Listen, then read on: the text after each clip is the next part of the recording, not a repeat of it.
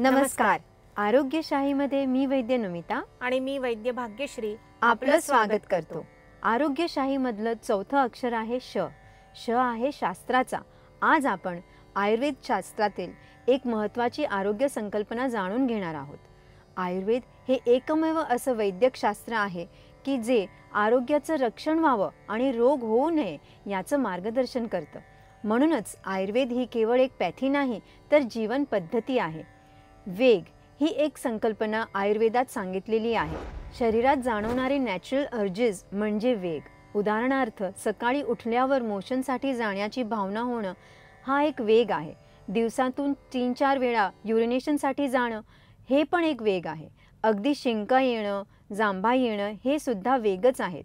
असे एकूण 13 वेग आयुर्वेदात सांगितलेले आहेत आणि या सर्व वेगांना आवरून धरणं किंवा त्यांना जबरदस्तीने प्रवृत्त करणं या दोन्ही गोष्टी रोगाला आमंत्रण देणाऱ्या असतात असंही सांगितलेलं आहे. सकाळी उठल्यावर मोशनचा आपोआप आवेग येणं हे आरोग्य चांगलं असण्याचं एक लक्षण तर असतंच, पण जर चुकीच्या खाण्यापिण्यामुळे किंवा इतर काही कारणामुळे एखाद्या दिवशी हा आवेग आला नाही तर जबरदस्तीने टॉयलेटला जाऊन कुथणं किंवा जोर करणं म्हणजे त्या वेगाला प्रवृत्त करणं असतं आणि आयुर्वेदानुसार ते अगदी चुकीचं असतं. तसंच एखाद्या दिवशी सकाळी लवकर घराबाहेर पडावं लागलं आणि निघण्यापूर्वी पोट साफ झालं नाही, मात्र नेहमीच्या वेळेला मोशनला जाण्याची जेव्हा भावना झाली तेव्हा सोय नसल्याने तो वेग धरून ठेवावा लागला तर ते सुद्धा चुकीचं असतं. युरिनच्या बाबतीत तर वेग धारण आणि वेगाला प्रवृत्त करणं हे अगदी सर्रास केलं जातं.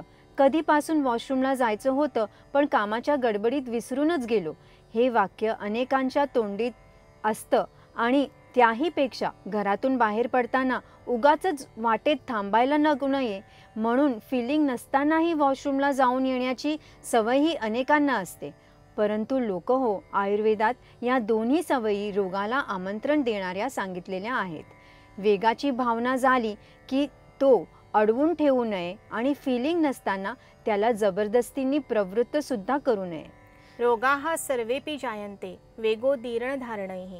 अष्टांग हृदयातलं हे सूत्र आपण सर्वांनी कायम लक्षात ठेवायला हवं. याचा अर्थ आहे वेगाला बळेच प्रवृत्त करण्याने आणि वेगाला अडवून ठेवण्यानेच सर्व प्रकारचे रोग होतात. प्रेक्षक हो, हे ऐकून तुमच्या मनात आलं असेल की असे किती आणि कोणकोणते वेग आहेत. तर असे एकूण 13 वेग आहेत. गॅसेस, मोशन, युरिनेशन, तहान, भूक, झोप, शिंक, श्रमश्वास म्हणजे श्रमामुळे लागणारा दम, जांभई, अश्रू, उलटी आणि इजॅक्युलेशन. आरोग्याचं रक्षण करायचं असेल तर या 13 वेगांना अडवून ठेवू नये किंवा जबरदस्तीने प्रवृत्तही करू नये. भारतीय शास्त्रातील अशाच महत्त्वाच्या गोष्टी जाणून घेण्यासाठी पाहत रहा आरोग्यशाही लोकशाही मराठीवर.